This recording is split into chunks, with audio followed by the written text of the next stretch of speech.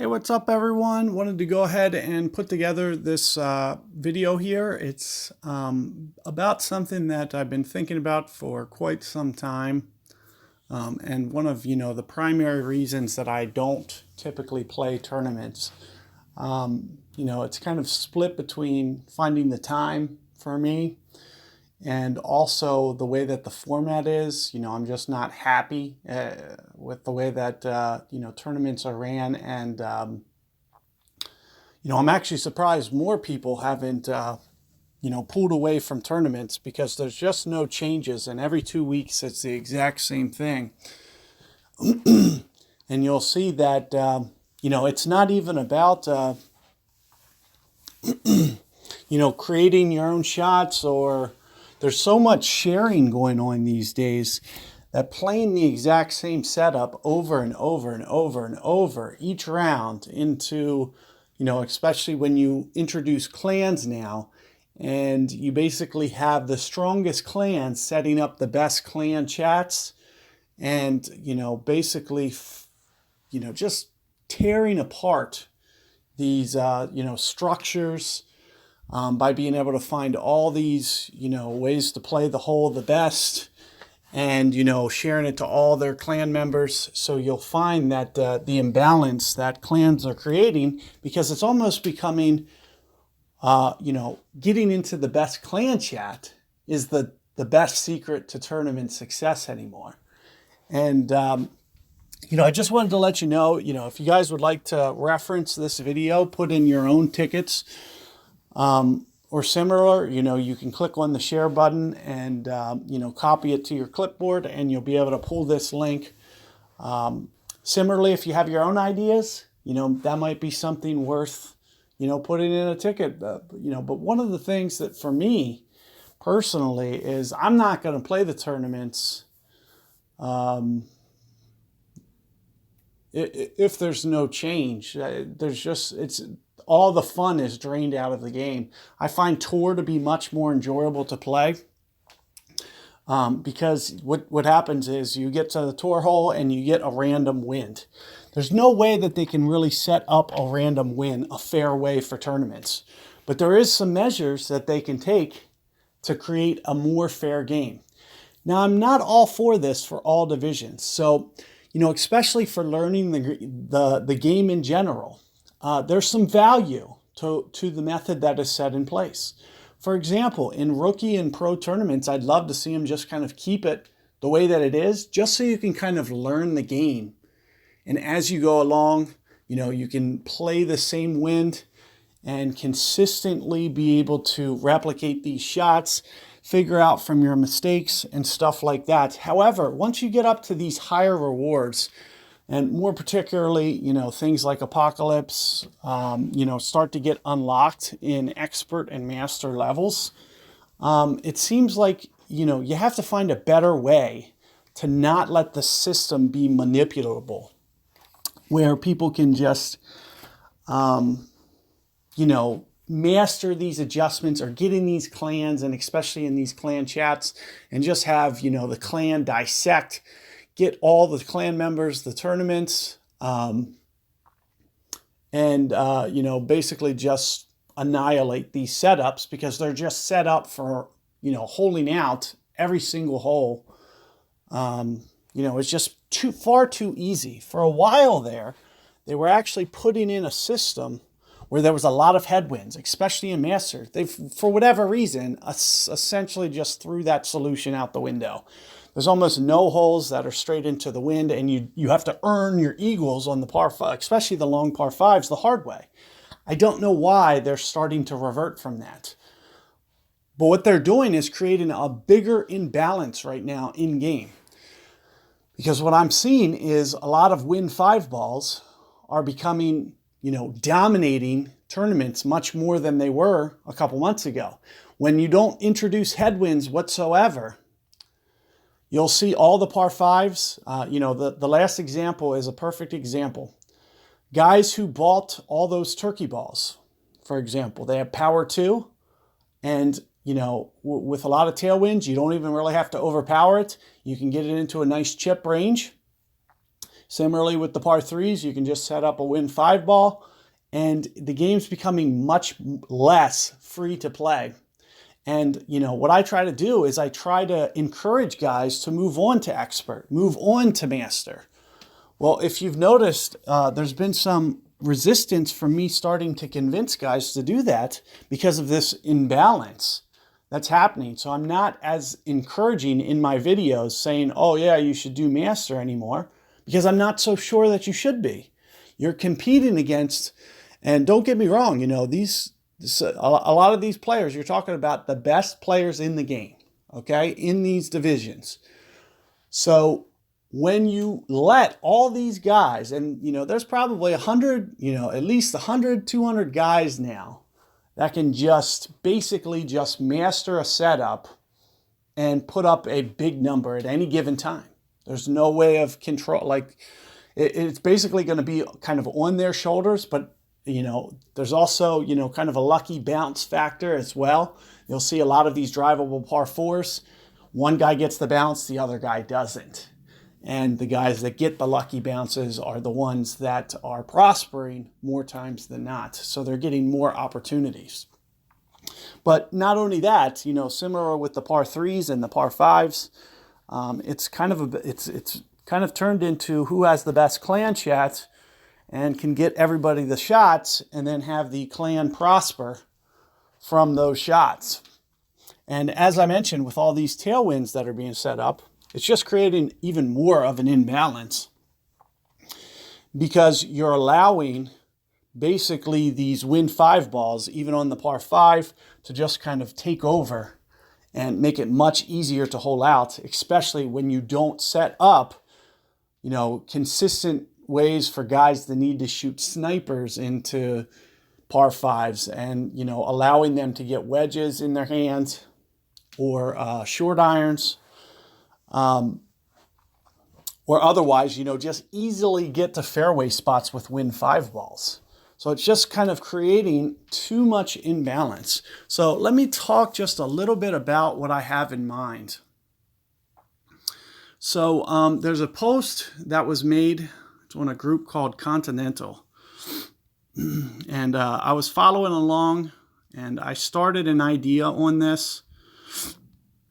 And I just want to kind of go over this post because this is primarily what I'm, you know, suggesting for a solution. It's kind of, in my opinion, probably the most fair way that they could ever structure tournaments, and why they haven't already tried to develop something to make especially master level tournament players.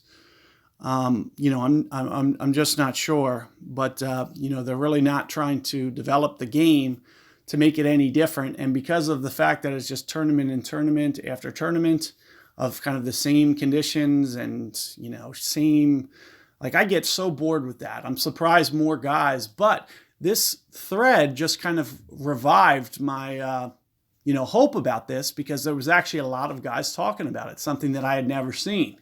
So when I saw guys actually talking about these same thoughts that I wanted to go ahead and take the time and just kind of explain this. So what you can see that I have here is I've set up basically 4 quadrants for wind to fall between. So you'll see the side wind cases, which are drawn in the yellow. You'll see the headwind case, which is drawn in blue. And you'll see the tailwind case, which is drawn in red.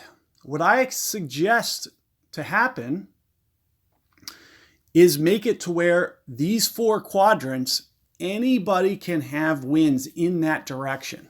So they set restrictions to particular angles to kind of make a much more wide range of values.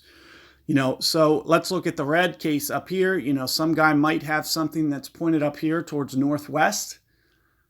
Even your playing partner that you're playing against, maybe he gets something that's a little bit more north or northeast. However, what you'll see is guys still get kind of the same general wind and can just kind of, they'll have to much more tweak the way that they shoot. What this will eliminate, because one of the things that just drives me nuts is guys that are just zooming in on bushes over in the corner of the screen somewhere and just copying other people's adjustments, trying to reference them. Granted, it doesn't always work out because there's some luck factor with bounces and also subtle wind angle differences. However, if you make the range much, much larger, you'll find that the setup will be more fair.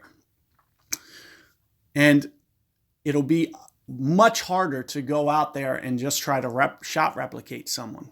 So this is going to make it more fair for the entire bracket. Another suggestion that people are making, and it's one that I've never really backed personally, but they're suggesting that they set up a way to make each bracket a different win scenario.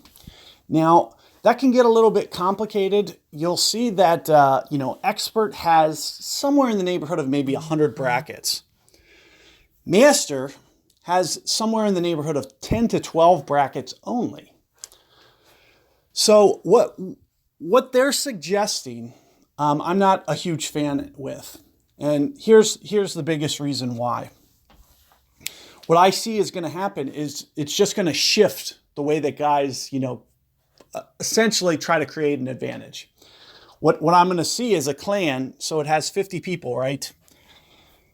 What they're probably going to try to do is set up a way to get 10 of their clan members and maybe even start creating more fake accounts to basically get these fake accounts just into the tournament, just to see the setup 2 straight times with the fake accounts in the bottom of the bracket, just have them finish bad, and then try to get the shots for the other clan members or their other members to try to get, let's say we put 10 of our members into 5 different brackets.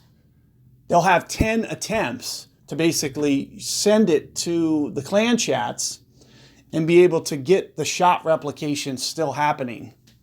And again, as I mentioned, it's going to also encourage guys to bring in these fake accounts, stack them in the bottom of the bracket, get 2 trial attempts, just put 2 fake accounts in the bottom of their brackets that just have to qualify to the weekend. And then they'll basically have all the wins come weekend. And be able to, because what the suggestion is, change the wins every round and change the brackets. Okay, and that's where this imbalance is going to come in, because guys will just kind of stack the brackets kind of in their favor and kind of just, try. It's going to turn into, the top clans, again, the ones with the best clan chats are going to almost dominate the top 5 and top 10. One clan may be able to take the entire top 5 if they have all the shots. If they have, let's just say, they do this, which can easily be manipulated. They can put 10 of their actual members in, and they could get, say, another 5 just dummy accounts that they had no intention of winning with anyway, and they can just get the wins. At least once they have the wins, they can start to develop, the technique. And the guys who can do this the best, they're just going to kind of, it's going to actually make things more unfair, because the guys who have no prep are going to be at such a disadvantage to the guys that had hours to kind of study, analyze the values, bring in these fake accounts to just kind of figure out the wins and then start honing in on it on their actual real attempts. So, that's the biggest reason that, I don't find that a viable solution, and as to why I'm kind of suggesting this. You'll see that the range can be 90 degrees in any direction. There's going to be 2 side wind cases. There's going to be a tailwind case and a headwind case. Similarly, what I'd love to see structured, it doesn't have to be this, but you can see there's 4 quadrants. There's 3 rounds. For par 3s, I think, I'd like to see one of each. Personally, 1 tailwind, 1 headwind, 1 side wind. So each round, and it doesn't even have to be, it could be totally random. And, 1 par 3 can have a headwind case 1 round, And in the same round, the other par 3 can have a side wind. It is, as long as each hole collectively had one of each, I'd be okay with that. Similarly, I'd be okay with side wind, both versions of side wind, and then one tailwind or headwind. That'll make it to where guys are less likely to be able to predict it, for instance. Let's say, you stuck with the first example and you set up a side wind case, you set up a tailwind. It'd be like, oh, well, final round, I know we're getting, a headwind. So to keep it less predictable, you could at least throw in that other side wind into the case. But what I'd like to suggest here is that, for the par 3s, they're pretty much going to be the exclusive side wind cases for the tournament. What you'll see for par 4s and par 5s, creating a side wind is going to, you can see that there's going to be an extreme value, which has a very good tailwind component, and then a extreme headwind. You won't really be able to set this up on par 4s or par 5s because you'll create too much of an advantage. So you'd almost have to throw those out altogether. So let me talk about par 4s and par 5s briefly as to what I'd like to see imposed here. Primarily, I'd love to see the headwind cases be brought back in. It makes the shots a little bit more challenging to execute. You're no longer up by the green pitching and, basically just turning it into kind of a pitch tournament where, less skill is involved. And, more is about getting the lucky bounce or, perfect ball timing, which is also something that can be manipulated. So since that is something that's manipulated, I love to see them just take that out of,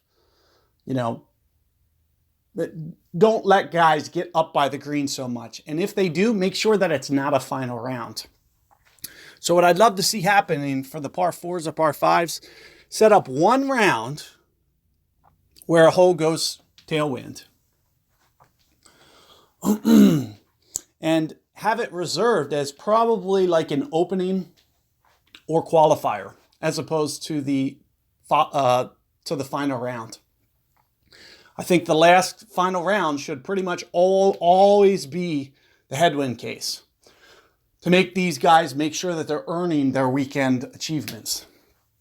That's going to make sure that guys are, maybe scrambling a little bit more for eagle on the par 5s. Let's take the last tournament, for example, the new Maple Bay course. Tell me how hole 2, 5, and 9 would have played had they set up a headwind. How tough would those holes have been?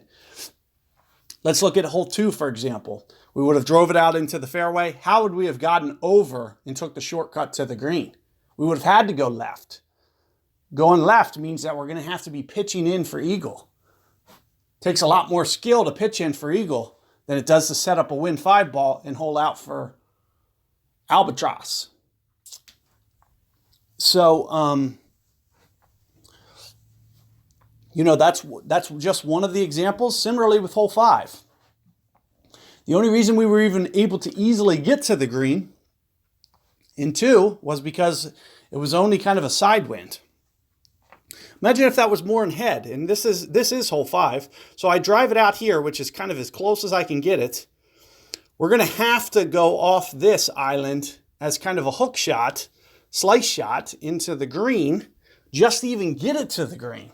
It's going to be much less holeable, which means guys are going to have to earn the albatross. They're going to have to even earn the eagle.